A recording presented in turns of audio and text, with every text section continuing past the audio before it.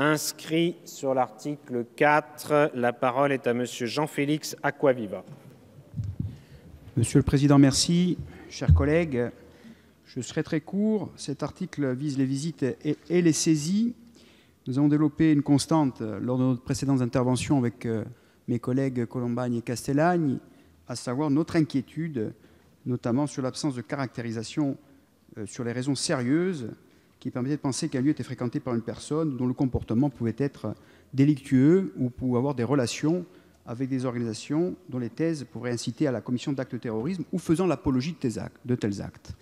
Premier motif d'inquiétude sur l'absence de caractérisation sur la notion de raisons sérieuses, l'absence de garantie, ou du moins du garant de ces garanties pour justifier, empêcher une dérive sécuritaire, et bien entendu sur la notion de relation. Que veut dire une relation avec des hommes ou des personnes pouvant adhérer à ces thèses? Et enfin, malheureusement, nous avons eu au cours de débat la confirmation qu'il peut y avoir des amalgames, puisque l'objet de ce projet de loi n'est plus simplement la situation exceptionnelle créée par l'islamisme radical, bien qu'accaparant l'essentiel des débats, puisqu'on justifie ce projet de loi par rapport à une situation, je cite, dite de guerre, qui justifierait donc de faire entrer dans la loi ordinaire l'état d'exception.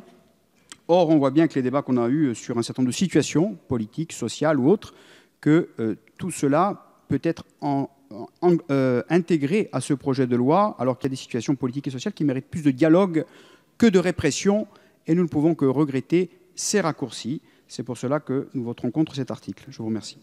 Merci, monsieur le député.